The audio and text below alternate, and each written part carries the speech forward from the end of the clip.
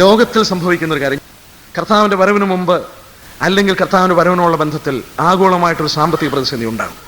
ഈ സാമ്പത്തിക പ്രതിസന്ധിയാണ് ലോകത്തിൻ്റെ ഒരു ഭരണകർത്താവായ അന്തിക്രിസ്തുവിനെ എഴുന്നേൽപ്പിക്കാൻ ഇടയാക്കി തീർക്കുന്നത്. 1930-കളിൽ ജർമ്മനിയുടെ സാമ്പത്തിക തകർച്ചയാണ്.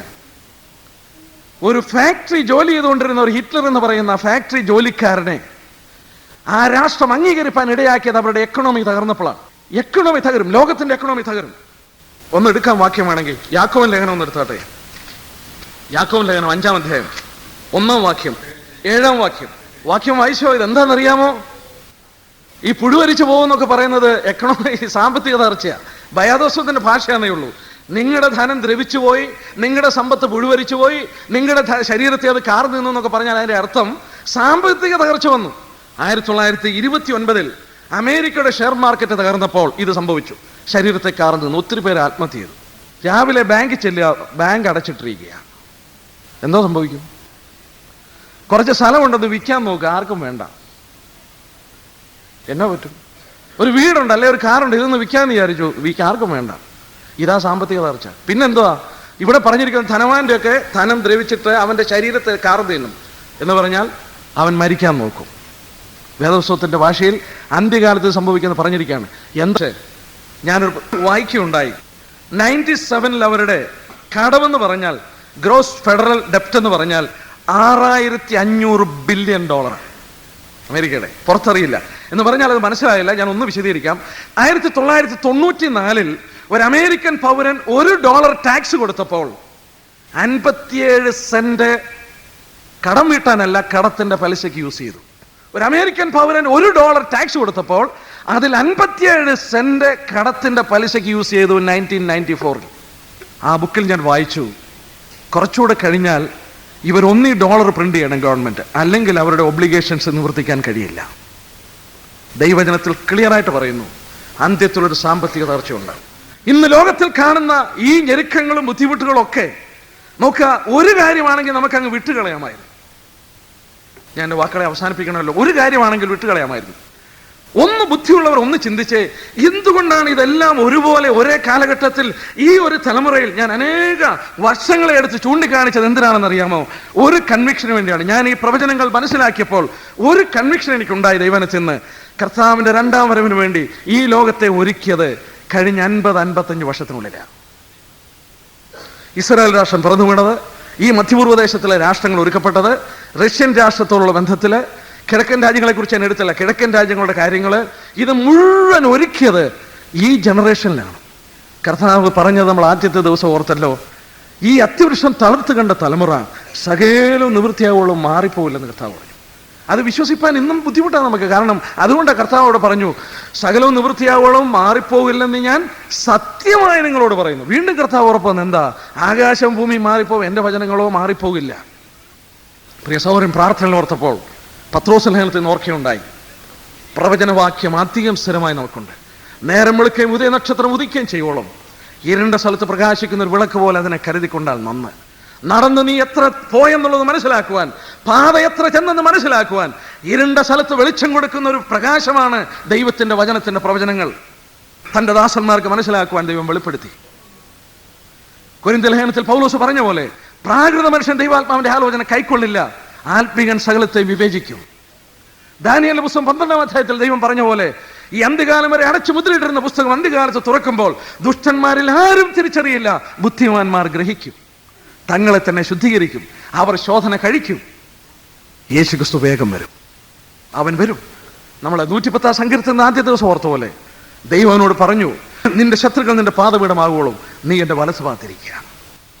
ഭരണകൂടം അവന്റെ കയ്യിൽ കൊടുക്കുവാനായിട്ട് ദൈവം കാത്തിരിക്കുകയാണ്. ദൈവം അതിനു വേണ്ടി ലോകത്തിന്റെ സംഭവങ്ങളെ ദൈവം ഒരുക്കി, കാലങ്ങളെല്ലാം ഒരുക്കി, കാര്യങ്ങളെല്ലാം ഒരുക്കി. അന്ത്യത്തിന്റെ ആരംഭം കുറിച്ചു കഴിഞ്ഞിട്ട് അതിന്റെ ക്ലൈമാക്സ് ടൈമിലേക്ക് സകലം ഒരുപോലെ നീങ്ങിക്കൊണ്ടിരിക്കുന്നു. ഒന്നുകിൽ നമ്മൾ പൊട്ടന്മാരായിട്ട് ഇതെല്ലാം നിഷേധിച്ചു കളയണം. അല്പമെങ്കിലും ബുദ്ധിയുണ്ടെങ്കിൽ, ടി കെ ശമർ സാർ പറഞ്ഞാൽ ഹൃദയലേശമുള്ളവൻ ഒരു പദമുണ്ട്. ഇതിനകത്ത് അല്പമെങ്കിലും ബുദ്ധിയുള്ളവൻ ഇതൊന്ന് വാസ്തവത്തെ വിലയിരുത്തേണ്ടതാണ്. അല്പമെങ്കിലും ചിന്തിക്കാൻ കഴിവുള്ളവർ. ഈ പ്രവചനവാക്യങ്ങൾ, ഈ പ്രവചനങ്ങൾ, 100 കണക്കിന് പ്രവചനങ്ങൾ ഒരുപോലെ രാഷ്ട്രങ്ങളുള്ള ബന്ധത്തിൽ സാധ്യമെന്ന് ചിന്തിച്ചിരുന്ന പലതും സാധിച്ചുകൊണ്ട് എൻ്റെ നിങ്ങളുടെ കൺമുമ്പിൽ ഇത് നിവർത്തിക്കപ്പെടുമ്പോൾ ഒരു കാര്യം മറക്കാതെ ഓർത്തുകൊള്ളുക ദൈവജനമേ, താമസിക്കാതെ നമ്മുടെ കർത്താവിനെ നമ്മൾ കാണും. ഒരിക്കൽ ഒരു ദിവസം ഒരുപക്ഷെ നടന്നു പോകുമ്പോഴായിരിക്കും, ഒരുപക്ഷെ സൗരന്മാരെ നിങ്ങൾ കിച്ചണിൽ കുക്ക് ചെയ്യുമ്പോഴായിരിക്കും, ഞാൻ ഇങ്ങനെ പറയാറുണ്ട്, കണ്ണടച്ച് തുറക്കുമ്പോൾ കർത്താവിന് മുന്നിലിരിക്കും. അങ്ങനെ ബൈബിളിൽ പറഞ്ഞേക്കുന്നേ. കണ്ണ് വെക്കുന്നതിടെ രൂപാന്തരപ്പെടും എന്ന് പറഞ്ഞാൽ എന്തുവാ? കണ്ണടച്ച് തുറക്കുമ്പോൾ എവിടെ ഇരിക്കുന്നത്? കർത്താവിന്റെ മുന്നിൽ. അതോടെ സകലവും മാറും, എല്ലാ ബുദ്ധിമുട്ടും മാറും. വളരെ ബുദ്ധിയുള്ളവരായിട്ട് ജീവിക്കാം. ഈ പ്രവചന പഠനത്തെയുള്ള ബന്ധത്തിൽ ശ്രദ്ധിക്കുമ്പോൾ ഇതവർ കണ്ടിട്ട് തങ്ങളെ തന്നെ ശുദ്ധീകരിക്കും, ശോധന കഴിക്കും, നിർമ്മലീകരിക്കും. വിശുദ്ധ ജീവിതത്തിലേക്ക് അവർ മാറും. അന്ത്യത്തിൽ പ്രവചനങ്ങൾ മുഴുവൻ വെളിപ്പെടുത്തിയിട്ട് ദൈവം പറഞ്ഞു, വിശുദ്ധൻ തന്നെ തന്നെ വിശുദ്ധീകരിക്കട്ടെ, അഴുക്കുള്ളവൻ അഴുക്കാകട്ടെ. എന്നെ തന്നെ ശുദ്ധീകരിക്കാം, എന്റെ കർത്താവിന്റെ മുന്നിൽ നിൽപ്പാൻ എനിക്ക് ധൈര്യമുള്ളവനായിട്ട് നിൽക്കാം. എന്നാൽ യേശു ക്രിസ്തു ഇനിയും വരുന്നത് ഒരു രക്ഷകനായിട്ടല്ല. ഒരിക്കലും അവൻ വന്നത് മുൾക്കിരീടം ധരിച്ചവനെ പരിഹസിച്ചു. ഇനിയും അവന്റെ ശിരസിൽ വെളിപാട് ദിവസം 19 വായിക്കുന്നു, അനേക കിരീടങ്ങൾ ധരിച്ചവനായിട്ടാണ്. ഒരിക്കൽ ചെങ്കോല് കൊടുത്തവനെ പരിഹസിച്ചെങ്കിൽ പിതാവായ ദൈവം ലോകത്തിന്റെ അധികാരം കൊടുത്തവനായി അവൻ മടങ്ങി വരും. ഒരിക്കൽ അവനെ പരിഹസിക്കുന്ന റോബുകൾ ധരിപ്പിച്ചെങ്കിൽ നോക്കുക, ലോകത്തിൽ അവൻ മടങ്ങി വരുന്ന ചിത്രം 19 അധ്യായത്തിൽ വായിക്കുന്നു. ഒരു വെള്ളക്കുതിരപ്പുറത്ത് സ്വർഗത്തിലെ സൈന്യങ്ങൾ അവനെ അനുഗമിച്ചുകൊണ്ട് അഗ്നിജ്വാലയിൽ അവൻ പ്രത്യക്ഷനാകും. ഒരിക്കൽ അവൻ ഒരു കുഞ്ഞാടായിട്ട് പ്രത്യക്ഷപ്പെട്ടെങ്കിൽ ഇനിയും അവൻ യഹൂദയുടെ സിംഹമായിട്ട് വരികയാണ്. ഒരിക്കൽ പാപികൾ അവനെ തകർത്തു അടിച്ചു, അവനെ കണ്ടാൽ ആളല്ല എന്ന് തോന്നുമാർ വിരൂപമാക്കിയെങ്കിൽ ഇനിയും അവന്റെ മുഖത്തെ ചുംബിക്കുവാൻ തക്കവണ്ണം സൗന്ദര്യ രൂപനായിട്ട് അവൻ മടങ്ങി വരാൻ പോവുകയാണ്. ഒരിക്കൽ അവനെ വേണ്ട എന്ന് ലോകം പറഞ്ഞെങ്കിൽ സകല ഗോത്രങ്ങളും അവനെ ചൊല്ലി വിലപിക്കുവാനുള്ള കാലം അടുത്തു വരികയാണ്.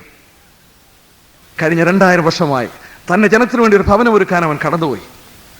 അവിടെ നമ്മളെ ഇരുത്തുവാൻ അവൻ കൊതിക്കുകയാണ്. അവന്റെ അന്ത്യ പ്രാർത്ഥന ഇങ്ങനെ പ്രാർത്ഥിച്ചു, ഞാൻ ഇരിക്കുന്നിടത്ത് അവർ എന്നോടുകൂടെ ഇരിക്കണം. പിതാവേ, നീ തന്ന മഹത്വം അവർ കാണണം. നമ്മളെ അവന്റെ മഹത്വം കാണിപ്പാൻ, നമ്മളോടുകൂടി അവൻ ഇരിപ്പാൻ വെമ്പൽ കൊള്ളുമ്പോൾ തന്റെ ജനത്തിനു വേണ്ടി ഒരുക്കിയ ആ വലിയ അനുഗ്രഹത്തിലേക്ക് നമ്മൾ പ്രവേശിക്കും. എന്നാൽ ആ കർത്താവിനെ സ്വീകരിക്കാതുള്ള മനുഷ്യർ എത്ര ഭീകരമായ ഒരു വിപത്തിലേക്ക് കടന്നു പോകും. രക്ഷിക്കപ്പെടാൻ ആരെങ്കിലും ഇവിടെ ഉണ്ടെങ്കിൽ ഒരു വാക്യം ഞാനൊന്ന് വായിച്ചു കേൾപ്പിക്കാൻ ആഗ്രഹിക്കുന്നു. നിങ്ങൾ ഇന്ന് രക്ഷിക്കപ്പെടുന്നില്ലെങ്കിൽ കർത്താവിന്റെ കാഹളം ധ്വനിച്ചാൽ പിന്നെ നിങ്ങൾ രക്ഷിക്കപ്പെടില്ല. തെസ്സലോനിക്ക ലേഖനം ഒന്ന് എടുക്കാം. യേശുക്രിസ്തുവിന്റെ സുവിശേഷം കേട്ടിട്ട് രക്ഷിക്കപ്പെടുവാൻ മനസ്സില്ലാത്ത മനുഷ്യൻ പിന്നീട് രക്ഷിക്കപ്പെടില്ല എന്ന് ബൈബിള് പറഞ്ഞിട്ടുണ്ട്. തെസ്സലോനിക്ക ലേഖനം ഒന്ന് എടുത്താട്ടെ, 2 തെസ്സലോനിക്കർ 2-ാം അധ്യായം. ആ വാക്യം ഒന്ന് വായിക്കാം. വളരെ ഭയപ്പെടേണ്ട ഒരു വാക്യം. ഈ രാത്രിയിൽ രക്ഷിക്കപ്പെടാതെ ആരെങ്കിലും ഇവിടെ ഉണ്ടെങ്കിൽ ഈ വാക്യം വായിച്ച് വാസ്തവത്തിൽ ഭയപ്പെടേണ്ട ഒരു വാക്യമാണ്. 2 തെസ്സലോനിക്കർ 2-ാം അധ്യായത്തിന്റെ അതിന്റെ 9 തൊട്ട് 12 വരെയുള്ള വാക്യം ഒന്ന് വായിക്കാം. സത്യത്തെ വിശ്വസിക്കാതെ അനീതിയിൽ രസിക്കുന്ന ഏവർക്കും ന്യായവിധി വരേണ്ടതിന് ദൈവം അവർക്ക് ഭോഷ്ക് വിശ്വസിക്കുമാറ് വ്യാജത്തിന്റെ വ്യാപാര ശക്തി അയക്കും. കർത്താവായ യേശുക്രിസ്തുവിനെ വരച്ചു കാണിച്ചിട്ടും സുവിശേഷം കേട്ടിട്ടും അനീതിയിൽ രസിക്കുവാൻ, പാപത്തിൽ മുഴുകി ജീവിപ്പാൻ, മദ്യപിക്കുവാൻ, ലോകത്തിന്റെ വെറിക്കൂത്തിലേക്ക് പോകുവാൻ, അല്ലെങ്കിൽ ലോകത്തിന്റെ മ്ലേച്ഛമായ ജീവിതത്തെ രസിച്ചുകൊണ്ട് പോകുവാൻ ഒരു മനുഷ്യൻ കൊതിച്ചാൽ ദൈവത്തിന്റെ വചനത്തിൽ മുന്നറിയിപ്പ് തന്നിരിക്കുന്നു. സത്യത്തെ വിശ്വസിച്ച് രക്ഷിക്കപ്പെടാത്ത മനുഷ്യന് ന്യായവിധി വരുവാൻ അവൻ ഭോഷ്ക് വിശ്വസിപ്പാൻ ദൈവം ഇടയാക്കും. ദൈവത്തിന്റെ ആത്മാവ് ഇന്ന് യേശുക്രിസ്തുവിൽ വിശ്വസിച്ച് രക്ഷിക്കപ്പെടുവാൻ ഇടയാക്കുന്നു. എന്നാൽ ദൈവാത്മാവ് തന്റെ സഭയുമായിട്ട് മാറ്റപ്പെട്ട ശേഷം പിന്നെ നിന്നിൽ പ്രവർത്തിക്കാൻ പോകുന്നത് ഭോഷ്കിന്റെ ആത്മാവാണ്. ഒരു കാര്യം മറക്കാതെ ഓർക്കണം, ലോകത്തിന്റെ മതങ്ങളെല്ലാം ഒരു നേതാവ് മടങ്ങി വരാൻ കാത്തിരിക്കുന്നു. ക്രിസ്ത്യാനികൾ ക്രിസ്തു മടങ്ങി വരുമെന്ന് കാത്തിരിക്കുന്നു. യഹൂദന്മാർ മശിയ മടങ്ങി വരുമെന്ന് കാത്തിരിക്കുന്നു. മുസ്ലിങ്ങൾ ഇമാം മഹദി മടങ്ങി വരുവാൻ കാത്തിരിക്കുന്നു. ബുദ്ധമതക്കാർ 5ാമത്തെ ബുദ്ധൻ അവതരിക്കാൻ കാത്തിരിക്കുന്നു. ഹൈന്ദവർ കൃഷ്ണൻ അവതരിക്കാൻ കാത്തിരിക്കുന്നു. സകല മതങ്ങളും ഒരു മത നേതാവ് കടന്നു വന്ന് ലോകത്തിന്റെ കാര്യങ്ങൾ ക്രമീകരിക്കുമെന്ന് ആഗ്രഹിച്ച് കാത്തിരിക്കുന്നു. അതെ, ദൈവസഭ മാറ്റപ്പെട്ട് കഴിയുമ്പോൾ അധർമ്മത്തിന്റെ മർമ്മം വ്യാപരിക്കുന്നു, തടുക്കുന്നവൻ മാറുമ്പോൾ അവൻ പ്രത്യക്ഷപ്പെടും. അന്തിക്രിസ്തു വരും. ലോകത്തിൽ മനോഹരമായ ഒരു ഭരണം കാഴ്ചവെക്കുമ്പോൾ ലോകത്തിന്റെ മത നേതാക്കന്മാർ പറയും, ഇവരാണ് ഞങ്ങളുടെ മതം പറഞ്ഞവൻ. നിങ്ങളത് വിശ്വസിക്കും. അവനെ വിശ്വസിക്കും. വെളിപാട് 14-ാം അധ്യായത്തിൽ വായിക്കുന്നുണ്ട്, വിശ്വസിച്ചാൽ. യേശുക്രിസ്തുവിൽ ഇന്ന് വിശ്വസിച്ച് രക്ഷിക്കപ്പെടാത്ത മനുഷ്യ, സുവിശേഷം കേട്ടിട്ടും രക്ഷിക്കപ്പെടാത്ത മനുഷ്യ, ഒരിക്കലും നീ ഇനി രക്ഷിക്കപ്പെടില്ല. കർത്താവ് വന്നു കഴിഞ്ഞാൽ സുവിശേഷം കേട്ടിട്ടില്ലാത്തവർ രക്ഷിക്കപ്പെടും. ദൈവം അവർക്ക് വീണ്ടും ഒരു ചാൻസ് കൊടുക്കും. എന്നാൽ സുവിശേഷം കേട്ട ഒരൊറ്റ വ്യക്തി രക്ഷിക്കപ്പെടത്തില്ല. സത്യത്തെ വിശ്വസിച്ച് രക്ഷിക്കപ്പെടുവാൻ മനസ്സില്ലാത്ത മനുഷ്യന് ന്യായവിധി വരാൻ എന്ന് പറഞ്ഞാൽ, ന്യായവിധി വായിച്ചല്ലോ, മൃഗത്തിന്റെ പേരോ പേരിന്റെ സംഖ്യയോ മുദ്ര ഏൽക്കുന്നവന് രാപ്പകൽ ദണ്ഡനം അനുഭവിക്കും. അഗ്നിഗന്ധകത്തിൽ ദണ്ഡനം അനുഭവിക്കും. നരകത്തിന്റെ ഭീകരത്വം ഒന്ന് ഓർത്തു നോക്കുക. ഞാൻ നരകത്തെക്കുറിച്ച് പഠിക്കുകയും പ്രസംഗിക്കുകയും ചെയ്യുന്ന ഒരാളാണ്. യേശുക്രിസ്തു നരകത്തെക്കുറിച്ച് പറഞ്ഞിടത്തൊക്കെ ഒരു ഭാഗം എനിക്ക് വായിപ്പാൻ സാധിച്ചു. ദൂതന്മാർ അവരെ കാലും കൈയും കെട്ടി അഗ്നിഗന്ധകത്തിലേക്ക് തെള്ളിക്കളയും. എന്തിനായി തെള്ളിക്കളയുന്നേ? കർത്താവ് ചുമ്മാ നിങ്ങൾ പറഞ്ഞതാണോ തെള്ളിക്കളയുമെന്ന്? നിങ്ങൾ ശ്രദ്ധിക്കോ, ബൈബിളിൽ വായിക്കുമ്പോൾ ശ്രദ്ധിച്ചോണം. ഈ തെള്ളിക്കളയുമെന്ന് എന്തിനാ പറഞ്ഞെന്നറിയാം?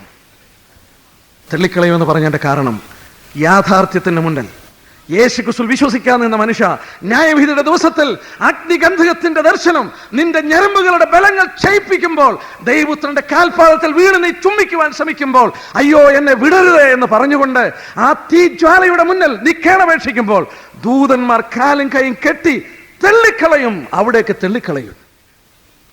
അവിടെ രാപ്പകൽ ദണ്ഡനം അനുഭവിക്കും. യേശുക്രിസ്തുവാണ് പഠിപ്പിച്ചത്.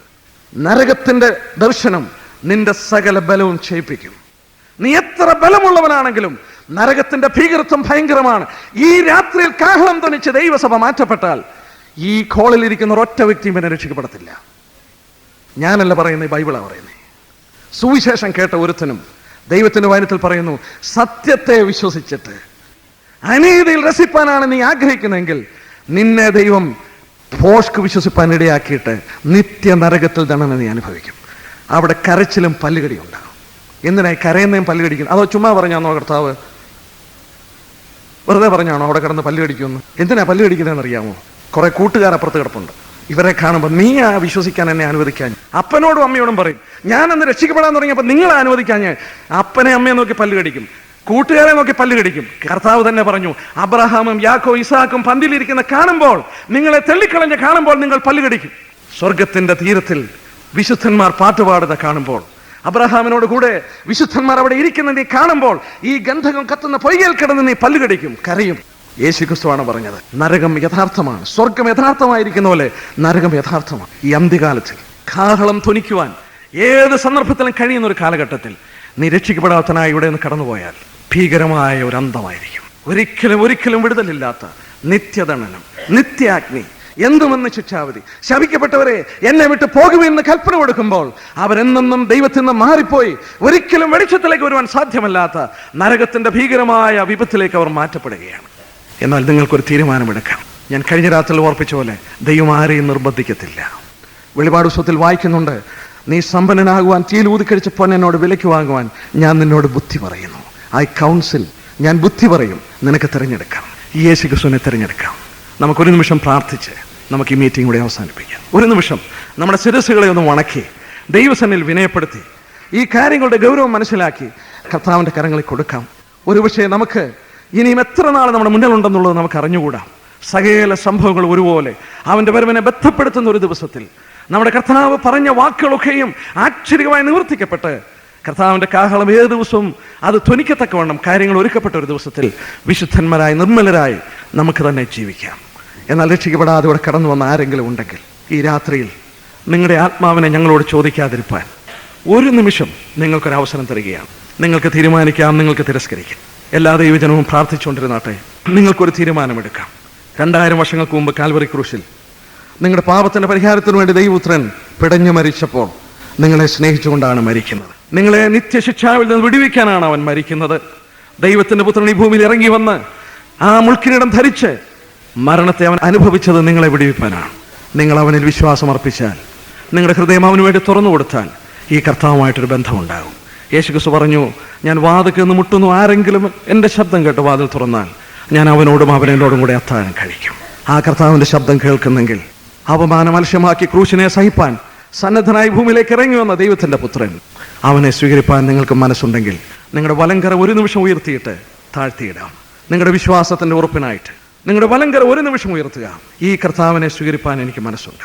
നിങ്ങൾ ആരുമായിക്കൊള്ളട്ടെ, കാഹളം ധ്വനിക്കും, താമസിക്കാതെ കർത്താവ് വരും. ഈ കർത്താവിനെ സ്വീകരിപ്പാൻ നിങ്ങൾക്ക് മനസ്സുണ്ടെങ്കിൽ, ഈ കർത്താവിനോട് ഒരു ഉടമ്പടി ചെയ്യുവാൻ നിങ്ങൾക്ക് മനസ്സുണ്ടെങ്കിൽ, അപമാനം അലക്ഷ്യമാക്കി ക്രൂശിനെ സഹിച്ച കർത്താവ് സ്വർഗത്തിന് ഈ ഭൂമിയിലേക്ക് ഇറങ്ങി വന്ന് തൻ്റെ ജീവൻ നിങ്ങൾക്ക് വേണ്ടി തന്ന കർത്താവിനെ നിങ്ങളുടെ ഹൃദയത്തിൽ സ്വീകരിപ്പാൻ നിങ്ങൾക്ക് മനസ്സുണ്ടെങ്കിൽ, ഞങ്ങളുടെ വാക്കുകളെ ഇവിടെ അവസാനിപ്പിക്കുന്നു. നമുക്ക് പ്രാർത്ഥിക്കാം.